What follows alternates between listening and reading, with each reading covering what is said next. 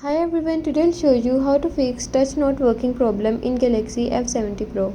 Just watch the video till end and follow the steps one by one. If this video helped you, don't forget to like, share and subscribe.